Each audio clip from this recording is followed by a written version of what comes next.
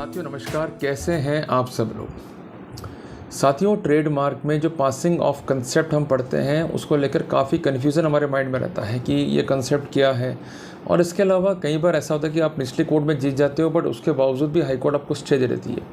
तो ऐसी क्या गलतियां रहती हैं प्लीडिंग्स में, अवरमेट में, as far as trademark act is concern I am going to discuss in this video. ये एक प्रैक्टिकल वीडियो है। वीडियो जो है वो बेस्ड है ऑनरेबल सुप्रीम कोर्ट के जजमेंट पे, तो इसलिए ना तो मेरे विचार हैं ना किसी और के विचार हैं। जो कुछ भी बातें हैं वो डिस्कस की गई हैं बाय ऑनरेबल सुप्रीम कोर्ट। और जब भी कोई फैसला होता है तो उसमें 3 चरण हमेशा देखने को मिलेंगे आपको। पहले बात तो फैक्ट्स क्या हैं, फिर कॉन्टेंशंस क्या है और कोर्ट के ऑब्जर्वेशन क्या है। और जब भी कोर्ट ऑब्जर्व करता है तो उसमें टेक्स्ट बुक, प्रीवियस जजमेंट या कोई ऐसा जजमेंट जो यूनिक है उसको जो है कंसिडर करते हुए कॉन्सेप्ट्स को इलेबोरेट किया रहता है ताकि भविष्य में कोई दिक्कतें जो है वो नहीं हो। तो इसलिए आपके लिए एक एक चीज़ को जो है समझना जरूरी है। अगर आप समझ के चलोगे तो फ़ायदा ले लोगे, समझोगे नहीं तो ज़िंदगी भर जो है वो लसते रह जाओगे ट्रेडमार्क लिटिगेशन में। तो साथियों, आप एक कॉपी और एक पेन लेके बैठे, जो कुछ बताना उसको नोट डाउन करते हुए चलें। अगर आपके केस की सिमिलरिटी इस केस से है तो ये रूलिंग आपके लिए फ़ायदेमंद है। इसके अलावा अगर आप लॉ स्टूडेंट हैं, आपको पढ़ने का शौक है, तो ये वीडियो जो है काफ़ी फ़ायदेमंद है। और आप ट्रेडमार्क का लिटिगेशन फेस कर रहे हैं फ्रॉम द अक्यूज साइड और निचले कोर्ट ने खिलाफ फैसला कर दिया है और अपीलेंट कोर्ट में जा रहे हैं और स्टे की बात करनी है, तो वहाँ पर क्या क्या तर्क आपको रखने होंगे ताकि आपको फ़ायदा मिल जाए। तो साथियों, एक एक पार्ट, एक एक एलिमेंट, एक एक अवरमेंट जो बताऊंगा इसमें आपको मैं, वो सब कुछ इंपॉर्टेंट है। इसलिए बहुत लंबी वीडियो है, तसल्ली से एक एक बात को सुनिएगा, अमल कीजिएगा, कहीं भी स्किप नहीं कीजिएगा। साथियों, शुरू करता हूं आज का प्रेजेंटेशन। साथियों, जैसा कि स्क्रीन पे आप देख रहे हैं, जजमेंट जो है ये है ऑनरेबल सुप्रीम कोर्ट का बिरहन करण शुगर सिंडिकेट प्राइवेट लिमिटेड। ये तो है कंसर्न अपीलांट और अपोजिट पार्टी है यशवंत राव। क्लियर हो गया। और जजमेंट जो है ये है 14/9/2023 का, बहुत ही रिसेंट जजमेंट है। और सबसे इम्पोर्टेंट बात, copyright, trademark, injunction, passing of action, इन सबको डिस्कस करते हुए सुप्रीम कोर्ट ने ये जजमेंट जो है वो प्रोनाउंस किया है। तो यहाँ पर हमें क्या देखने को मिलेगा, इन्फ्रिंगमेंट ऑफ कॉपीराइट, पासिंग ऑफ क्या होता है, इंजंक्शन की थ्योरी क्या है इस तरह के मामलों में, और क्या क्या स्ट्रेटेजी जो है वो डिफेंस को अडॉप्ट करनी चाहिए। पर अभी मैं सारी बातें डिस्कस कर लूँगा तो कुछ भी जो है आपको समझ में नहीं आएगा, पर मैं एक स्टोरी के फॉर्म में चीज़ें डिस्कस करूँगा तो काफ़ी चीज़ आपको समझ में भी आएगी और आप उसको पकड़ते हुए अपने केस पर जो है ग्रिप करते हुए अपने केस में जो है इजीली राहत भी ले पाएंगे। अब यहाँ पर 2 लोग हैं, एक तो है अपीलांट और दूसरा कौन है, रेस्पोंडेंट। 2 लोग होते हैं ना भाई हर पिक्चर में, यहाँ भी 2 लोग हैं। मैं रंग चेंज कर लूँ इसका ताकि आपको समझाने में जो है मुझे ईजी रहेगा। यहाँ पर अपीलांट जो है ये है प्लेंटिफ, जिससे क्या समझे अपन कि अपीलांट जो है उसके विरुद्ध जो है फैसला हुआ है जिस कारण वो सुप्रीम कोर्ट तक पहुंचा और उसने प्रेफर करी है वर्तमान अपील को to challenge the impugned judgment and order, जो कि पास करा है सिंगल जज ऑफ द हाई कोर्ट ने। और जो इम्प्यून ऑर्डर है जिसके माध्यम से जो एग्जीक्यूशन और जो ऑपरेशन था जजमेंट का उसको स्टे कर दिया गया। इन शॉर्ट अपन कह सकते हैं कि रेस्पोंडेंट या कल्प्रिट जिसके ऊपर वायलेशंस के आरोप है, नीचे वो हार गया, पर जब वो अपील में गया तो उसके पास स्ट्रॉन्ग ग्राउंड थे। उसने उन बातों को कन्विंस किया जिसके आधार पर कोर्ट ने माना कि ट्रायल कोर्ट ने एरर कमिट करी है, जिस कारण ट्रायल कोर्ट ने जो इम्प्यून जजमेंट था उसका ऑपरेशन और उसका एग्जीक्यूशन दोनों ही जो है वो स्टे कर दिया। साथियों, यहाँ पर जो कंसर्न्ड प्लेंटिफ है या अपीलांट है, इसके फेवर में जो है फैसला आया था और जो कंसर्न डिस्ट्रिक्ट कोर्ट है जहाँ पर सूट फाइल किया गया था वो सूट जो है वो डिक्री हुआ था और रेमेडी जो है वो उसको प्रोवाइड की गई थी। क्लियर हो गया, मतलब यहाँ तक हमें बेसिक चीज़ें जो है क्लियर हो चुकी हैं। अब थोड़ा सा अपन और फैक्ट्स को समझते हैं कि अपीलांट प्लेंटिफ करता क्या है। अपीलांट प्लेंटिफ एंगेज है इन सेलिंग कंट्री लिकर, ठीक है, विथ लेबल टैंगो पंच। और जो रेस्पोंडेंट डिफेंडेंट है ये भी एंगेज है in selling country liquor with label 2 punch premium. Case क्या है अपीलांट का कि जो कॉपीराइट है इस आर्टिस्टिक लेबल का वो उसके पास में है, जो कि डिस्प्ले भी होता है ऑन द बॉटल्स, जो कि कंसर्न्ड है विद द कंट्री लिकर, जो कि उसके द्वारा सोल्ड की जाती है। अपीलेंट का क्लेम यह है कि परमानेंट इंजंक्शन उसके फेवर में और विरुद्ध रेस्पोंडेंट जो है जारी किया जाए, ताकि जो उसके कॉपीराइट के राइट्स को कंसर्न रेस्पोंडेंट इन्फ्रिंग कर रहा है और जो उसका आर्टिस्टिक लेबल है उसका वो कॉपी कर रहा है और एक डिसेप्टिव रिजेम्बलेंस मार्केट में क्रिएट करके कन्फ्यूजन क्रिएट कर रहा है, जो कि गलत है। ये काम करते हुए 2 एक्ट जो है रेस्पोंडेंट कर रहा है। सबसे पहली बात, वो लेबल को जो है रिप्रोड्यूस कर रहा है और सब्सटेंशियल पार्ट में मटेरियल अल्ट्रेशन करके वो मेरे आर्टिस्टिक वर्क में जो है इन्फ्रिंगमेंट जो है वो पैदा कर रहा है, जिस कारण सब्सटेंसिव वॉलेशंस की कैटेगरी में उसने अपने केस को रखा और ऐसा कहते हुए उसे सूट में यह निवेदन किया कि permanent injunction is to be issued in his favour. और जो उसकी फाइनल प्रेयर है वो यही है कि रेस्पोंडेंट को मैन्युफैक्चरिंग, सेलिंग या ऑफर फॉर सेलिंग, एडवर्टाइजिंग और किसी भी रूप में कंट्री लिकर से डील करने से रोका जाए, क्योंकि जो भी ट्रेडमार्क कंसर्न अपीलांट का है उसका डिसेप्टिव सिमिलर ट्रेडमार्क तैयार करके जो उसके बेसिक राइट कानून में है उसको पास ऑफ करने की जो है कोशिश कर रहा है, जो गलत है।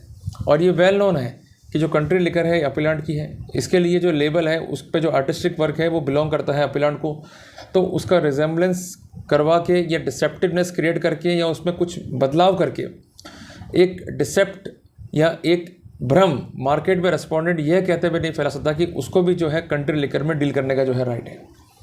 जब इस मामले में ट्रायल हुआ तो कोर्ट ने जो है सूट डिक्री किया in favour of consent plaintiff appellant, और कोर्ट ने जो है इसको रिस्ट्रेन किया कि आप जो है इन्फ्रिंग कर रहे हैं प्लेंटिफ के राइट को, जिस कारण आप जो है किसी भी रूप में डील विद नहीं करोगे विद द कंट्री लिकर। और after the complete trial court ने जो है इस केस को डिक्री किया इन फेवर ऑफ प्लेंटिफ और पारित किया जजमेंट विद द डिक्री। और कोर्ट ने अपने डिक्री में या फैसले में दो महत्वपूर्ण बातों को उल्लेख किया।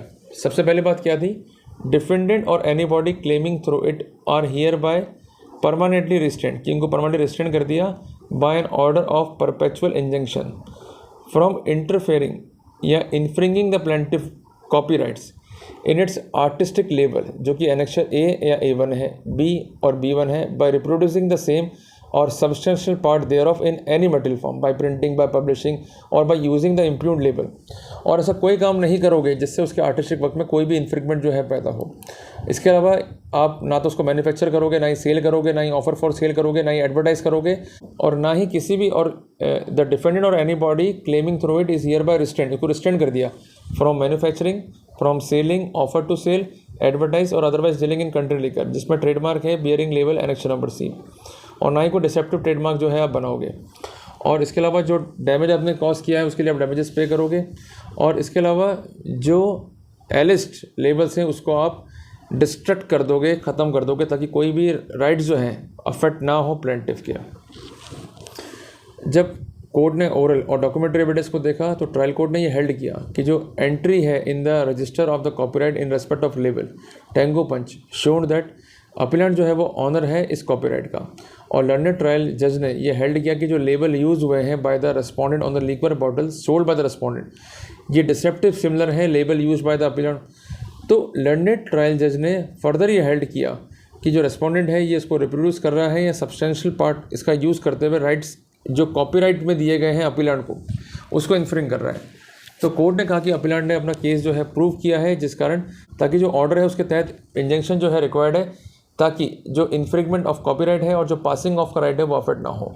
तो कॉपीराइट और पासिंग ऑफ दो बातें जो हमने पहले पढ़ी वो हम इलैबोरेट वे में आगे जो है पढ़ेंगे, जिसके विरुद्ध जो है ये हाईकोर्ट गया और हाईकोर्ट ने जो है डिक्री के ऑपरेशन को और एग्जीक्यूशन को स्टे कर दिया। फिर ये मामला जो है सुप्रीम कोर्ट में गया। यहाँ पर लर्नेड काउंसिल जो थे अपीलेंट के, उनका कहना है कि जजमेंट जो है ट्रायल कोर्ट का इट इज़ टोटली रीजन। उनका कहना यह है कि जो सिंगल जज थे हाई कोर्ट के ought not to have attached much more importance to the fact that during pendency of suit application जो है मेड की गई थी by the appellate claiming interim relief in term of decree period in the suit was rejected, और बाद में ये affirm हो गई बाय द हाई कोर्ट। उनका ये कहना है कि since after complete trial a decree was passed in favour of appellate it ought not to have been stayed. He submitted that merely because appellant withdrew his objection raised before the commissioner for state excise to the label used by the respondent. The right of the appellant under copyright and trademark cannot be defeated. और कोई भी reason नहीं था trial court की finding में interfere करने का। तो यहाँ पर हम इस फैक्ट को देखते हैं, एक बार समझ में आता है कि जो कमिश्नर ऑफ स्टेट एक्साइज है वहाँ पर ऑब्जेक्शन रेज किए थे और उस पिटिशन को विड्रॉ कर लिया अपीलेंट ने, पर उसका मतलब ये नहीं कि जो राइट है अपीलेंट के अंडर द कॉपीराइट और अंडर द ट्रेडमार्क, इसको हम कहते हैं इंटेलेक्चुअल प्रॉपर्टी राइट, वो जो है इससे अफेक्ट हो जाएंगे। क्लियर है। और जो लर्नेड काउंसिल था उसे कोर्ट का ध्यान दिलाया towards the specimen bottle in which country liquor is being sold by the appellate and the respondent. उनका कहना है कि स्ट्राइकिंग सिमिलरिटीज़ हैं और डिसेप्टनेस जो है क्रिएट किया है यहाँ पर रेस्पोंडेंट ने, और अल्टीमेटली राइट्स जो है अफेक्ट किए हैं, जिस कारण जो जजमेंट है इट इज़ टोटली रीजन, और जो हाई कोर्ट का इंटरफेरेंस है टोटली नॉन परमिसेबल है, और ये जो व्यू है हाई कोर्ट का, it cannot be stand and liable to be set aside. On the other hand जो रेस्पोंडेंट थे उसे सबमिट करा कि कोई भी ऐसी एविडेंस फाइल पे नहीं है कि वो इस्टेब्लिश कर सके कि जो ये ब्रांड और लेबल है अपीलेंट का ये वेल इस्टेब्लिश है मार्केट में। उनका कहना है कि अगर सिमिलर लेबल यूज़ किए गए हैं ऐसा आरोप है, बट इस आरोप को जो है प्रूव भी करना पड़ेगा, और इस आरोप को प्रूव करने के लिए अपीलेंट ने कोई भी एविडेंस जो है वो सबमिट ही नहीं करी है। इसके अलावा फिगर ऑफ सेल क्या है, टर्नओवर क्या है, एडवर्टाइजमेंट में कितना खर्चा आता है, मियर production of certificate of CA is not sufficient, उसके बयान भी कराना पड़ेंगे। उन्होंने ये भी पॉइंटेड आउट करा, ही pointed out that application was made by the respondent to the excise commissioner for the approval of label to be used on the liquid bottles. बाद में ऑब्जेक्शंस किए पर ये अपीलेंट ने विड्रॉ कर लिए, और लॉन्ग डिले के बाद जो है इन्होंने कोर्ट में जो है अप्रोच किया है। It ultimate amount to acquiescence. इनका सबमिशन ये कि grant of stay in execution of decree is totally justified, और जो ट्रायल कोर्ट का फैसला है इट इज़ टोटली अनजस्टिफाइड, और फर्स्ट अपील जो है हमारा मैटर ऑफ राइट है, तो इस सिनेरियो में जो प्रोसीडिंग्स हैं दे आर टोटली जस्टिफाइड, और जो काउंसिल्स थे उन्होंने डिफरेंट लीगल पोजिशंस पे जो है रिलाई किया। अब कोर्ट ने यहाँ पर स्थितियों को जो है कंसिडर किया। अब आते हैं कोर्ट के कॉन्सिडरेशंस पे, जो कोर्ट ने सबमिशंस को कंसिडर किया। कोर्ट ने सबसे पहले लाइबल कंटेंशंस को देखा जो काफ़ी इंपॉर्टेंट थे, और कोर्ट ने कहा कि we are of conscious view that we are dealing with an interim order passing during the pendency of appeal against the decree and appeal is pending. ये काफ़ी इंपॉर्टेंट है कि अपील के दौरान जो इंटरिम ऑर्डर पास हुआ है stay का, उससे हम डील विद कर रहे हैं, और अपील अभी जो है पेंडिंग है, अपील एडमिट हो चुकी है। While dealing with the prayer for stay of execution of decree is subject matter of challenge, it is not necessary for the high court to make in depth consideration of merits in the appeal. प्रथम रूप से high court को देखना यह है कि stay का मामला बनता है या नहीं बनता है। जो सूट फाइल हुआ उसमें जो रिलीफ मांगी गई हैं, और ये रिलीफ हालांकि इनिशियल लेवल पे इंटरिम के फॉर्म में डिनाई करी थी, हालांकि उसके बाद ये जजमेंट जो है कंफर्म हुआ बाय द हाई कोर्ट। तो during the pendency of suit कोई प्रोहिबिटरी ऑर्डर जो है फेवर में नहीं था कंसर्न अपीलेंट के, और ये जो फाइनल ऑर्डर है ये चैलेंज किया गया है। अगर till pendency of the appeal इसके एग्जीक्यूशन को या इसके ऑपरेशन को स्टे नहीं किया था तो कितनी भारी परजुरी जो है कॉज हो सकती है कंसर्न रेस्पोंडेंट को, ये भी कोर्ट ने जो है ऑब्जर्व किया है। जो फाइंडिंग रिकॉर्ड करी है हाई कोर्ट के द्वारा in the impugned judgment that the label used on the bottle of country liquid sold by the appellant and the label on the bottle country liquid sold by the respondent are similar. At this stage, we may note that legal position regarding the factual detail which are required to be proved in passing of action. Court ने यहाँ पर rely किया on judgment of Satyam info पे।